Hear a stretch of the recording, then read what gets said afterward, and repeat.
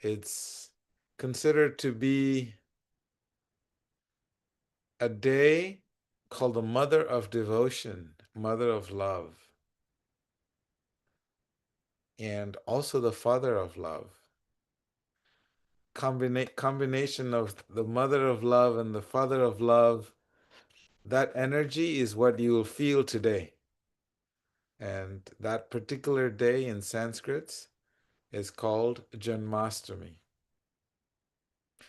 So, uh, I was having a little chat with Lisa, and she's a very beautiful soul leading communities around the United States.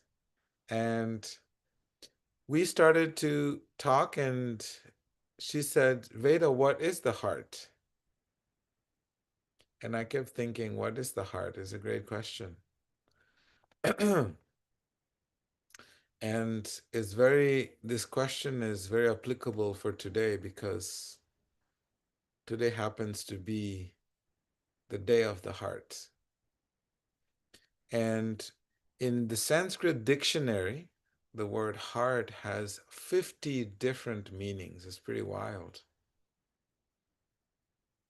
It's wild when you think about it. There's so many different meanings of this word heart. So we're going to try and understand a little bit about this meaning because this meaning is this word is so uh, packed with spiritual relevance and just relevance in life. So I wanted to just give you a few words because I don't want to give you all 50 words for the heart. And then we'll break it down and then we'll connect it to Krishna Janmashtami. So one of the word for the heart is called Hridaya. Hridaya means the heart. Or Chitta, Antakarana, Karnika, which means the inner core of the lotus of the heart, and Hridaya Guhya, which means the cave of the heart. And Karaka means like the inner chamber of the heart. And Antapura means the inner spiritual city or the inner sanctuary of the heart. And also known as Premalaya, which means the abode of love. So there are many, many beautiful words that in Sanskrit explains this principle of the heart.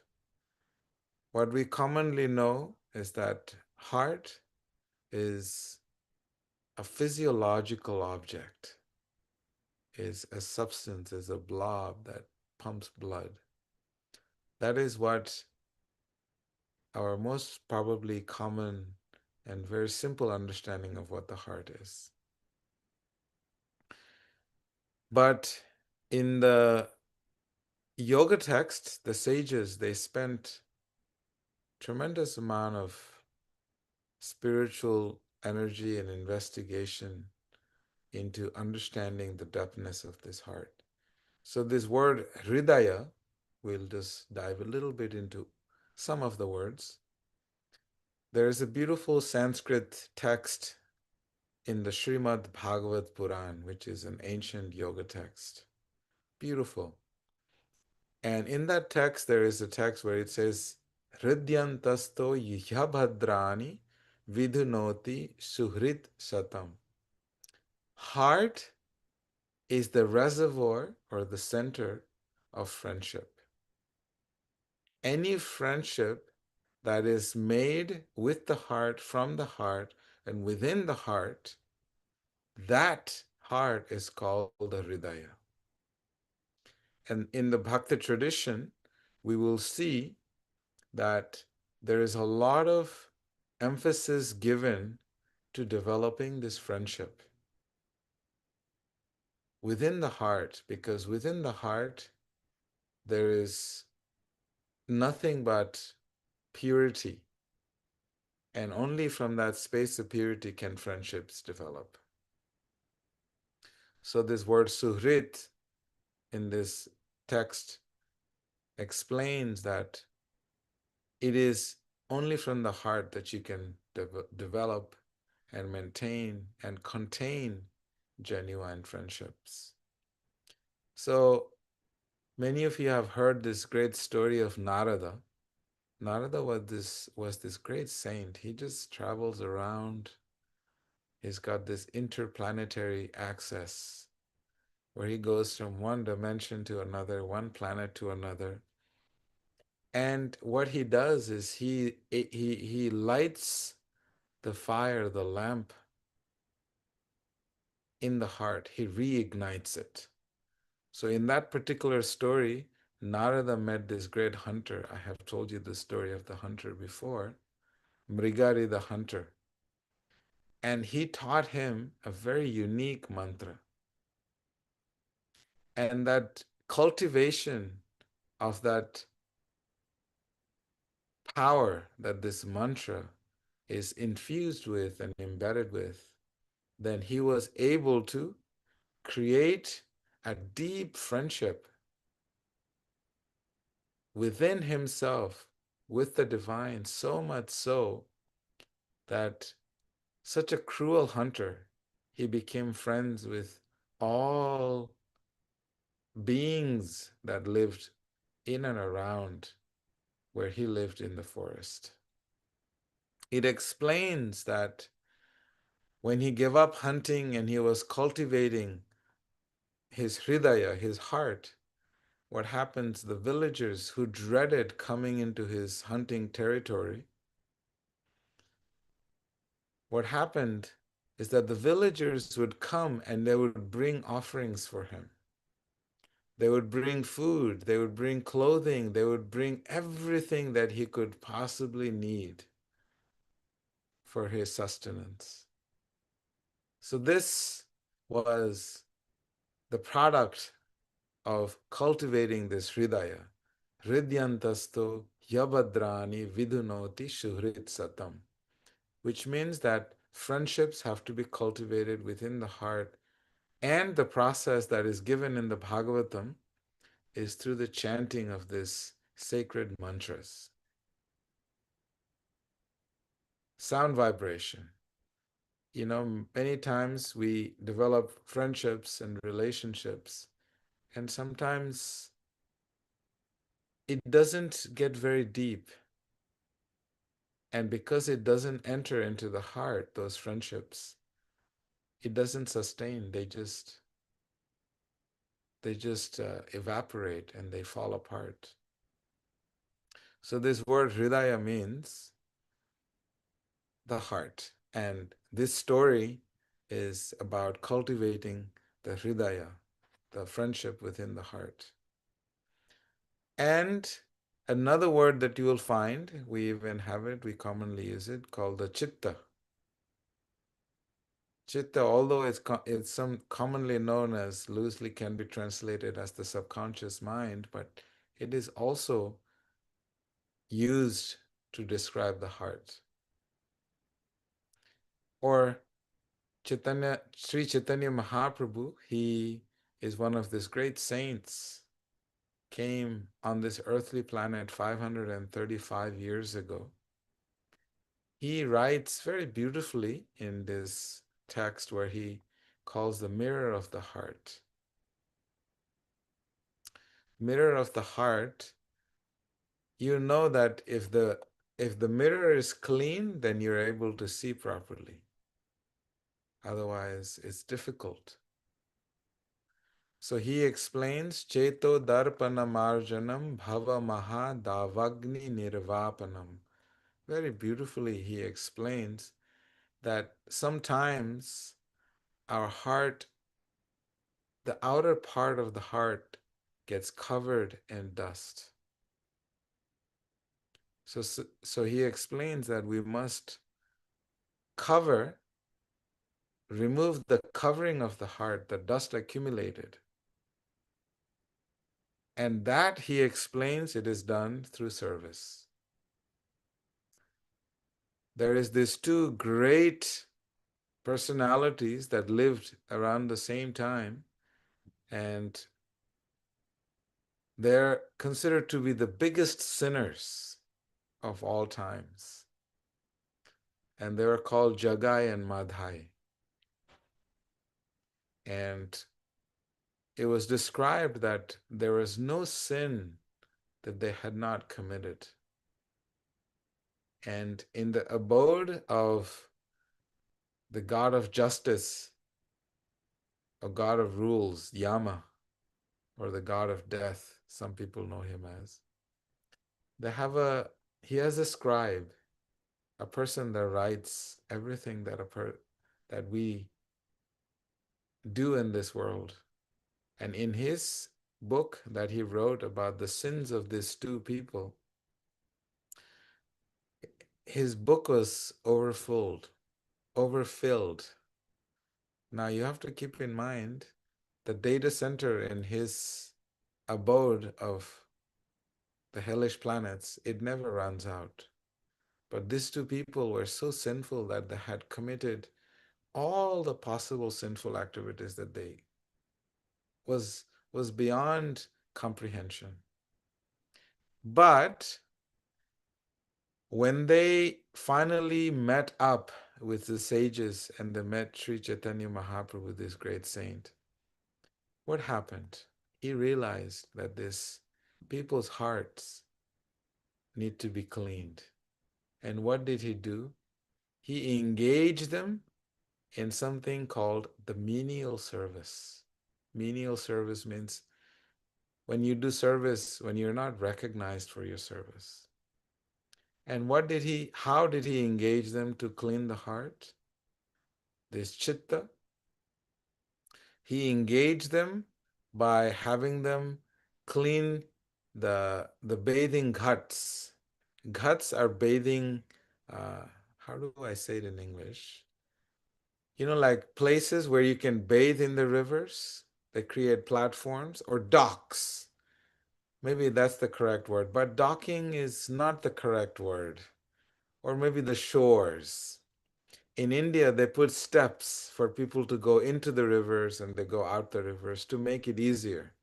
So that is what a ghat is. So Chaitanya Mahaprabhu, he was the guru, he was the teacher. So he engaged these two, Jagai and Madhai, in serving all the people that used to come and bathe in the Ganga. So this is how he expresses that the heart should be nurtured and taken care of by constantly engaging in service. And it is through that engagement and through that performance of menial service, then the heart becomes in its full glory. So the third word for the heart is called antakarana. Antakarana means the inner instrument, not just the physical instrument, but there is an inner instrument that is at play, because that sacred space has a very high frequency of spiritual energy, and that energy of bhakti, the energy of love. And sometimes that energy of the heart gets destabilized. And when it's destabilized, then we need to do something uh, to fix that. We can see in the Bhagavad Gita, many of you are reading the Gita and studying the Gita, you will notice that Krishna and Arjuna, these two best friends, they're in the middle of the battlefield. And Arjuna, the greatest warrior, and Krishna, his best friend and his charioteer. When they see all these incredible soldiers in the middle of the battlefield,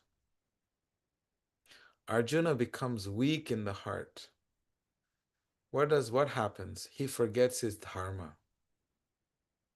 He forgets his duty as a Kshatriya, as a warrior. He's supposed to fight for righteousness. He's supposed to fight for dharma.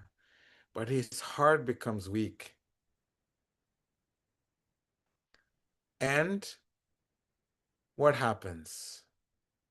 It is explained in the Gita. Krishna explains to Arjuna. He says, my dear Arjuna, Sarvasya chaham hrideshan videshto, which means in the center of the heart, in the inner instrument of the heart, in the inner sanctuary of the heart, the most powerful force where God divine is located, is situated.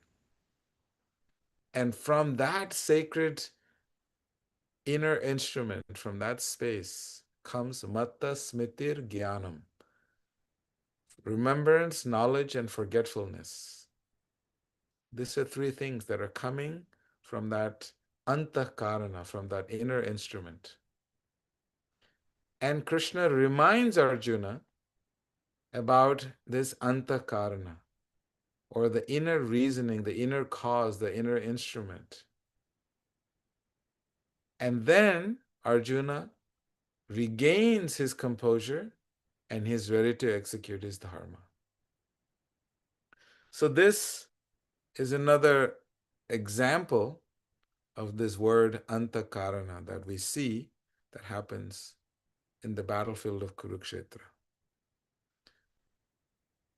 This one, the fourth word we will study about the heart is called Hridya Guhya. Rid Guha means the cave of the heart. Now, cave, as you know, it always gives shelter. And we see uh, the sages, they always go to the caves to meditate because those mountains, they absorb so much and they're still able to provide shelter. So in the Bhagavad Gita, we see there's another word for this, Ishvara Sarva Bhutanam Hrideshe Arjuna Tishtati. And there also this word is explained. What is this word? Guhya, the cave. Cave is the shelter. In our heart, we have the ability to take shelter and give shelter.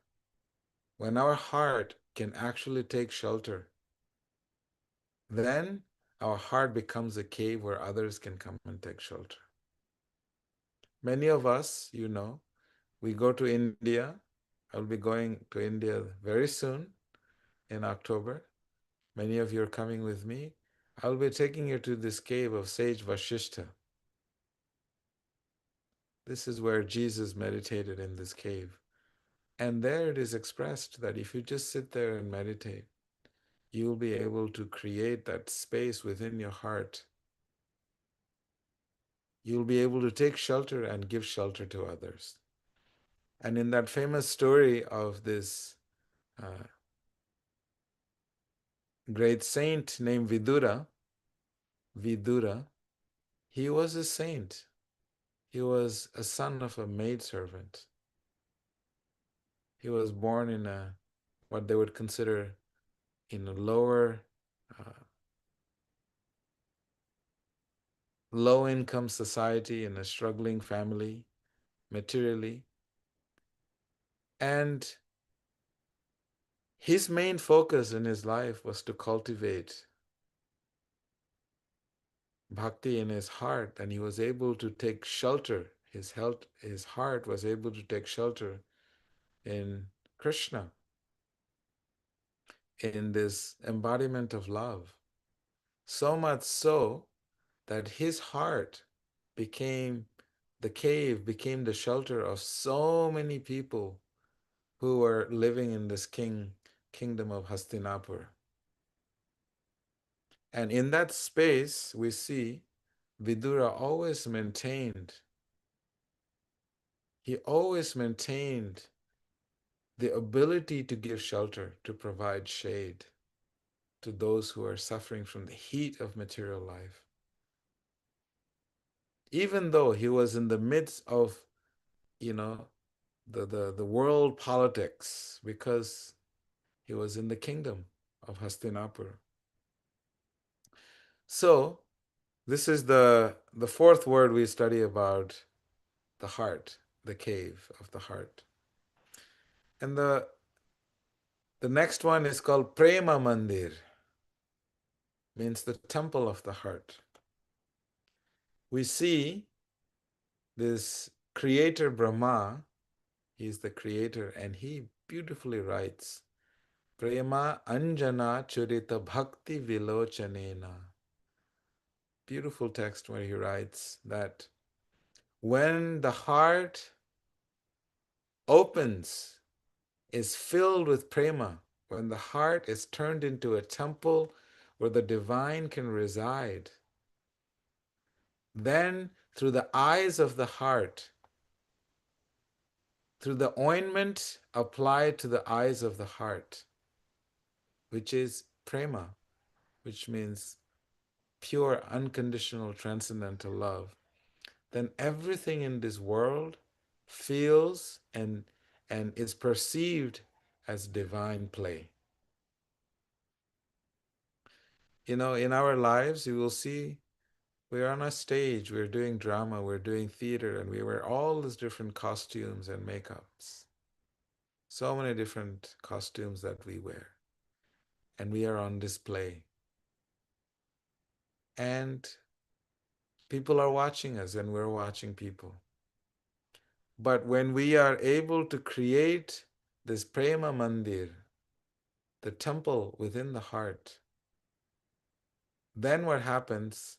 You're able to see the divine play. Everything in this world is a divine play. But that can only be seen when the heart is turned into a Prema Mandir, the temple, the divine temple where the Lord can come and you'll be able to see through the eyes of the heart. So these are just a few words I wanted to share with you about the importance of heart. And today is a very auspicious day because today is Sri Krishna Janmashtami. Why is it so auspicious? Because if you see, Krishna is this embodiment of love. And he appears in the middle of the night, at the darkest hour of the night. It's so significant because Krishna represents love, is the embodiment of love. Love shines all the time, but it shines even more powerful at the darkest hours of our life. Only if we take shelter, you'll be able to experience love in the darkest hours. You will notice when you're having struggles and difficulties in life, and you see there's nothing but pure darkness, there's no light at the end of the tunnel. And if you remember this Krishna, the embodiment of love, at that darkest moment in your life, you will notice from within the heart, you will start to experience light. And this is what bhakti means. Bhakti means the art of the heart. And that is expressed through this continuous cultivation of seva, your sadhana, and just constant meditation in the powerful sound vibration that enters into your heart. So on this Janmashtami, Krishna appeared at midnight. And guess what? He takes birth in a jail cell. It doesn't take birth in a hospital or under a tree, but inside of a jail cell. And it's very important for us to note that love within our heart is jailed by us. And so therefore, on this Krishna Janmashtami, we have to free love from within our heart. It is a day to celebrate love, to express love, to cook for others, to chant, to dance. This is what Janmashtami celebration is. The love that we have in our heart should not be captured and held captive. It should be set free. And each and every one of us have that pure love in our heart. It is not something that we can find outside. It is not something that you find in others. It is something that is always there, has always been there. And on this Janmashtami, it is the day we should practice that, consciously do it. Like here in Atlanta, we started preparing yesterday, last night. We're cooking for maybe 4,000 or 5,000 people just to feed and serve. And like luxurious meal, not just one preparation. There's going to be 14 different preparations that is being cooked just to serve and feed. And you may notice, what does feeding have to do with the heart? Because the most powerful access to the heart is through food. If you want to capture anyone's heart, you have to feed them. And you just keep feeding them. And you just keep feeding them. And they're full, and you just keep feeding them even more. So bhakti, when someone asks me, Veda, is bhakti a religion? I say no, because it's not a religion, but they keep pushing. Then I say, yes, bhakti is the religion of food. If you want to call it a religion, then it is the religion of food. Then we must serve others. And this is why Janmashtami is so important to celebrate. You know, Nitai, I don't have my time. Am I over time? Can you check? It's 20 minutes more. Okay. Okay. So thank you, Nitai. So I want to conclude, and then we can also have you all share. I want to conclude by saying that the mirror of the heart reflects whatever we polish the mirror with. Chaitanya Mahaprabhu, this great saint, he says, Cheto Darpana Marjanam. We must clean the mirror of the heart. So I want to leave you with this question. If the mirror of the heart reflects whatever we polish the mirror with it, how are we polishing our heart? If we allow anger to be in our heart, what will happen? If we start cleaning the heart with this polish of anger, then what will happen? Then everyone in this world will look like our enemies. And if we polish our heart with gratitude, what will you see? You will see God's hand in everything. You'll be able to see the divine play. And you have to realize, when you polish, you will see, because it's become clear now. You'll be able to see yourself in your true spiritual identity as eternal servant of the divine. That is eternally joyful. Just, just nothing but just pure love and joy. Is that what you want to see? So this is the question that we have to ask ourselves on this Janmashtami day. What is it that we want to clean the mirror with? Who is it that we want to see in the mirror?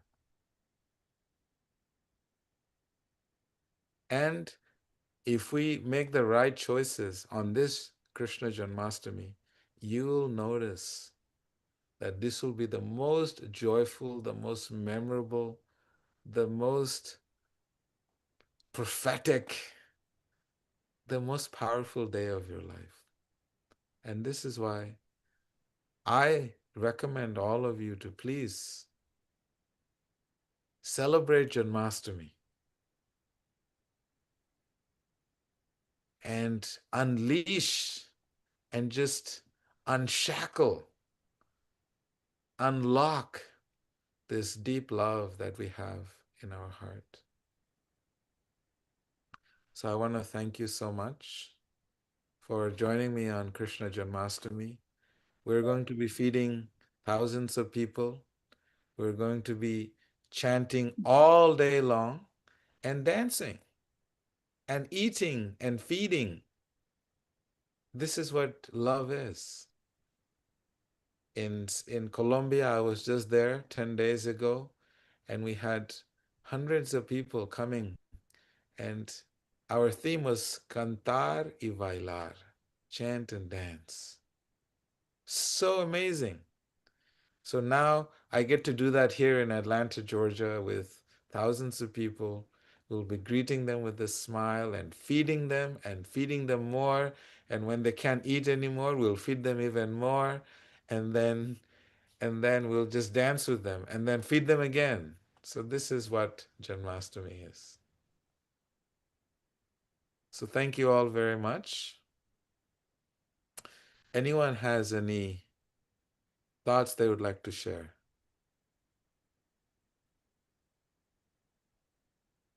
Any questions? You all are such a quiet. Yes, please share with us. Thank you so much for such a beautiful lesson. What a beautiful day to be connected with the heart with all of you. You know, it's well, actually, it's not funny, but you brought up anger, and I have to be honest. This is the community that I feel like home and family. I had forgotten what anger was. Like that's not even in my vocabulary for years, for years. And actually, just recently, in the last week, I've had 3 episodes of anger, and I was like, wait, what is this? I don't recognize it, and it's just been back to back situations that have moved this feeling inside of me that there's I know it's not part of me, but I know it's part of old wounds, and these 3 different episodes shook some inner wounds, but it has taken a toll on me. It's been rough, while at the same time I'm organizing this lecture and retreat for Dubai, and I'm in charge to speak about the heart. Actually, that's why when I saw today's title, I'm like, yes. And I will speak with neurosurgeons and psychologists, psychiatrists, yogis about the heart. So I'm really happy that I'm coming to Atlanta soon, and I need a time to sit with you and the boys, please, and reaching this heart brain coherence. But to the point of your lecture that hit exactly what I was needing. I believe I'm past it, and I love the polishing of the heart. And I mean, how the type of life I lived, and it just, I feel like it just took some years away from me. It just hurt, like I was so hurt. So that's my story, and I don't know, or at least my circumstance, and I'm definitely stepping out of that. But from years that I haven't felt that, it just happened. So I was wondering what your thoughts are on that, or why that even happened, or obviously this helps to reset. So this, I'm just opening my heart very vulnerably of Thank where. you so much. Thank you. Thank you. Yeah, this great sage, Raghunath Das Goswami, he's one of the 6 sages of Vrindavan. Incredible, incredible. Such austerity was the life that he lived, with no material needs whatsoever. And he writes this beautiful text called Vrindavan Mahimamrita, which means the forest of love. Imagine living in the forest of love. where everything is transcendental, everything can speak to you, everything is alive, and everything is just loving you back. And he explains that in this forest of love, that is actually what our heart is. Our heart, by design of our Creator, is sent into this world to experience and express love. This is what bhakti is, to experience and to express love. And that heart is the heart of Vrindavan. And so your pain and sadness that you're feeling, it's part of being in the material world. But we have the power and the independence to choose Vrindavan. We have to actively choose Vrindavan, the forest of love in our heart. Because we all know when you go for a walk in the woods, you just walk in the woods and you're calm and peaceful. But imagine being in the forest of Vrindavan. Because being in the forest of Vrindavan means you're being loved from all aspect of life. And just imagine the description of the dust of Vrindavan in your heart. The dust is mix of gold dust particles, silver dust particles, and copper dust particles.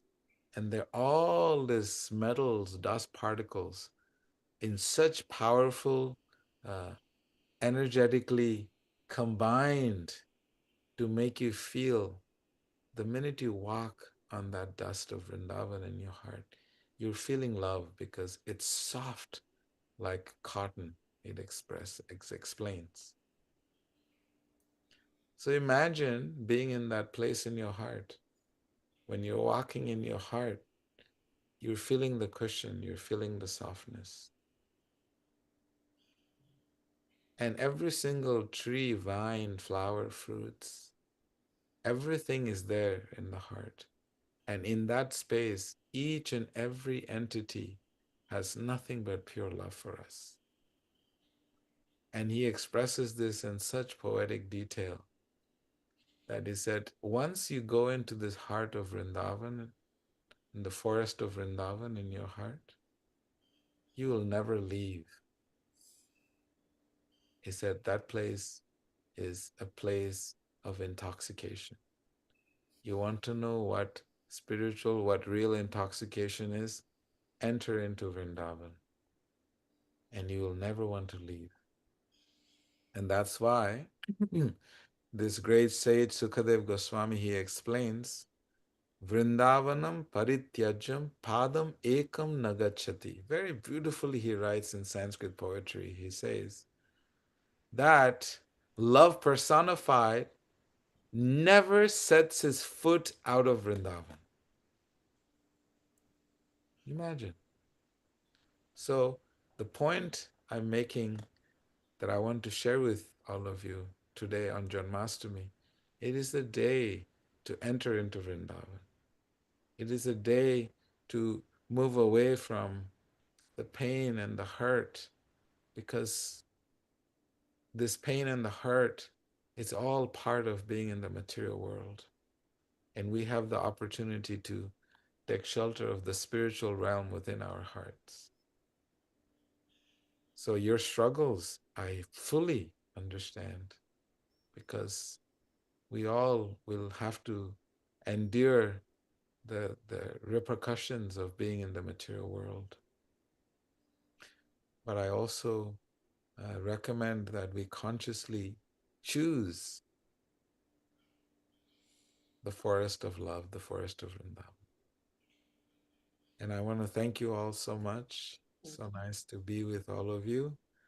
And well, I know that you're doing incredible things in the world and you're going to be doing more incredible things. And the more we do, the more we have to realize we're not the doers. The more you realize we're not the doers, the more you'll be engaged. So, this is the secret of success, that we are simply instruments, that we are not the doers. And it is through the energy of love that is expanding and expressing in the world. And we just simply have to be instruments. Okay. Thank you, Thank you baby. all very much. Nita, you have any announcements?